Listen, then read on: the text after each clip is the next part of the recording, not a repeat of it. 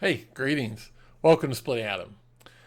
There's multiple reasons somebody would want to build a home lab. They might want to build it to have better storage at home. They also may want to go hardcore with Plex or another media server. Another reason would be you want to get into home automation and have something like Home Assistant that would automate things in your house. Or you may just want to have a better place to learn technology on your own. Now, once you build it, you're going to want to talk about it. So let me tell you a little bit about my home lab. At a macro level, your home lab is just like a personal cloud. You're going to need a foundation of networking, compute, and storage. Today, I'm going to break down my network and kind of talk you through it so you can understand what I've got, how it's set up, and you might want to take some of this and build it on your own. So from a parts list perspective, what I did is I actually changed. I used to have kind of many of you probably, I had something like a cable modem with an ASUS router and a bunch of different things mixed in. But all my Wi-Fi would be through that ASUS router or some other router, and I had that one access point. With the pandemic, my kids came home from college. My wife was working here. I'm working here. We've got multiple people working. We need to have better Wi-Fi coverage across the house. My wife said she didn't care how I did it. Just go spend the money and build a network where everybody's got better Wi-Fi. So that was kind of that key enabler for me to go and build a more pro style network. So what I did is I looked at a bunch of different ways of doing it. I'd always kind of looked at either rolling my own with something like pfSense and some other components, or buying kind of a turnkey solution. I decided to go, this time I went the UniFi route. And I've been extremely happy with it. It gives me that pro network I want. And let me walk you through the parts that I have here. So first, coming into that, I got the UniFi security gateway. Then I also got the UniFi Cloud Key Generation 2. To split that internet out to multiple devices, I started off with an 8-port switch that had 150 watts of power over Ethernet. Then I added 4 of the UniFi access points. 2 were the AC Pros and 2 others are the AC Lites. And then finally, for my lab, my home office, I added a 24-port switch in there so I could hook all my devices in my office up to it. Now, from a high level, what this looks like. First, on the far left, you can see, I'm like many of you, I've got a cable modem where my internet comes into the house. That cable modem comes in and it connects to the UniFi security gateway.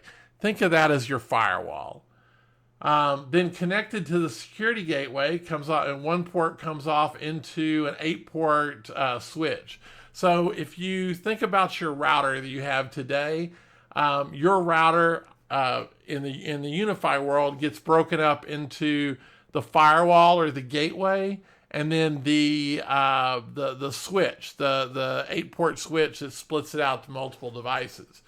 Now, across the house, in 4 corners of my house, I've put these, and you may have seen them in an office before. I put the UniFi Wi-Fi access points. These are those things, a little blue circle on them. They're at all 4 corners, and it kind of covers me completely throughout the house. And also attached to that is something called the UniFi Cloud Key. I've got the Gen 2 version of the Cloud Key.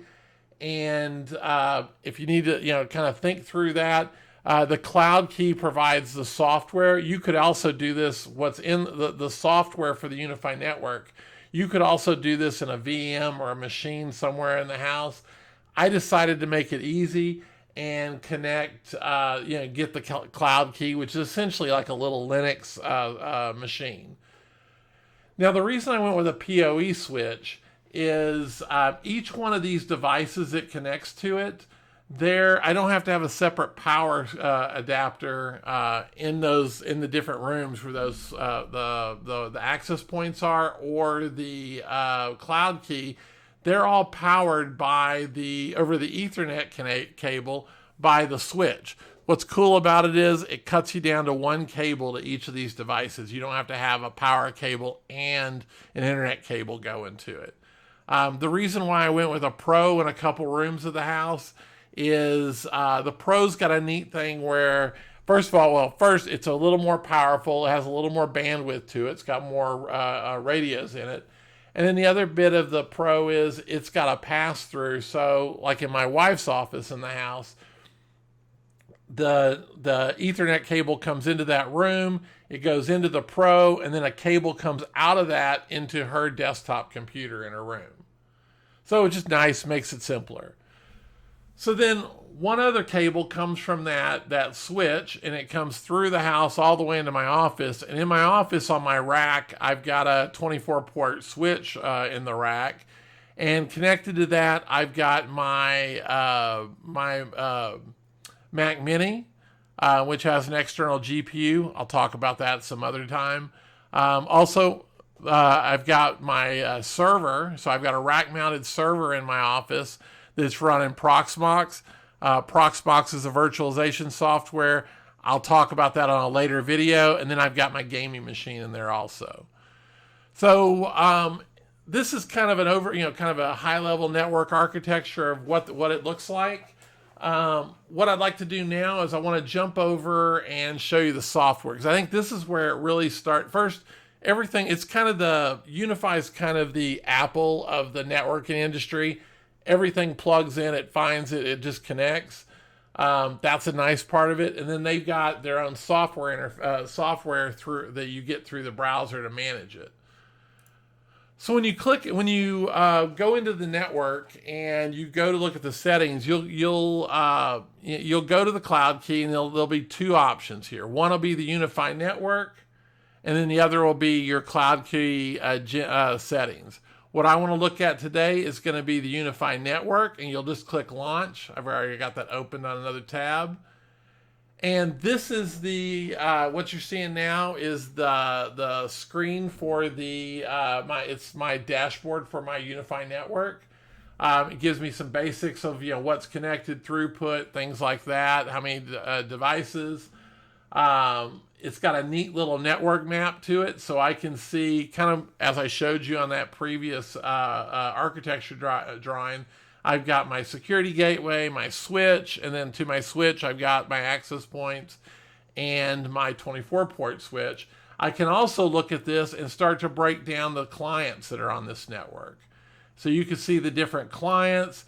One of the neat things about the view from like the access points, I can actually see the clients that are connected to it, and there's a metric there that tells me how good their connection is. So as I'm breaking this down even farther, well, first, before I go to that, they have a great interface here to be able to manage all your equipment.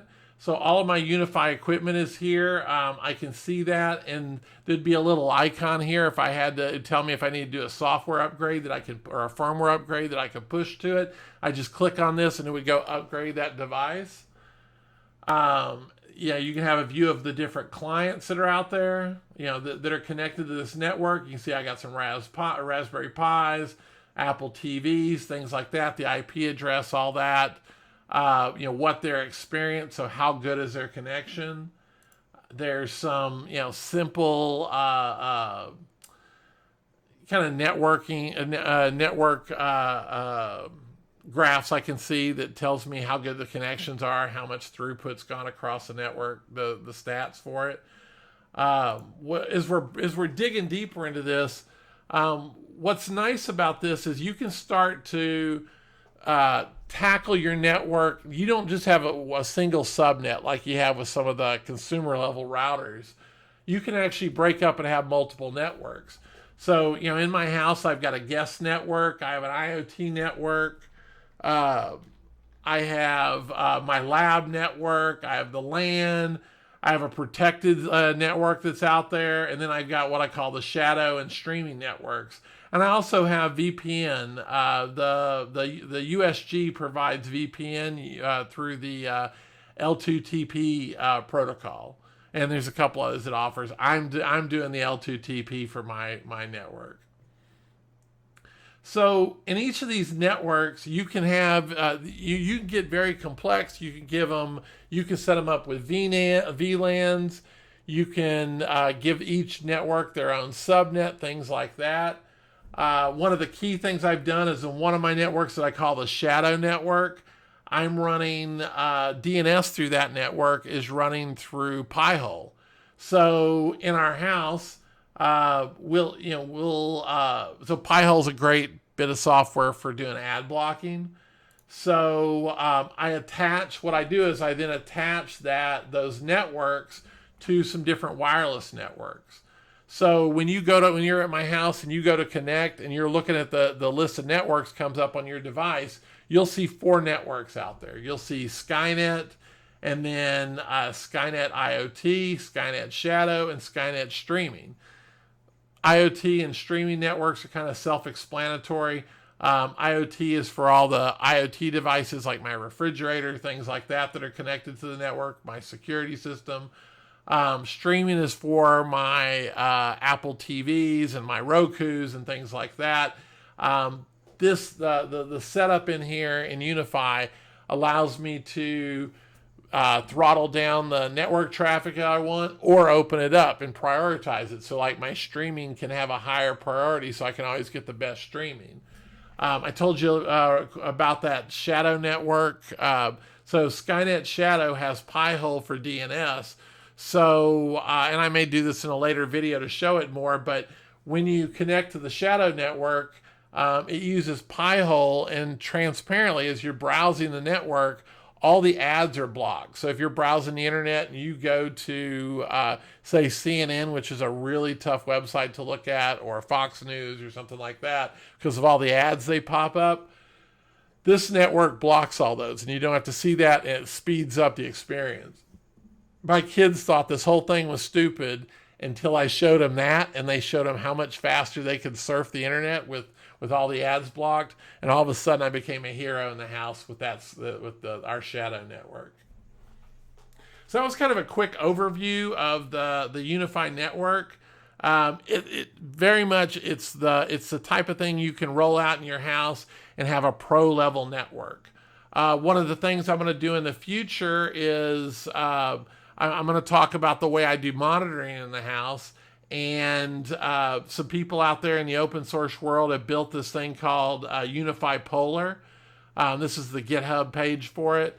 UniFi Polar is something you can sit out on your network, and it will pull the metrics off of that your UniFi network. It'll pull all the metrics off around clients and around throughput and things like that, and store that data in a real-time database. I believe it does Prometheus or InfluxDB. I actually did InfluxDB. I will be showing another video on that pretty soon.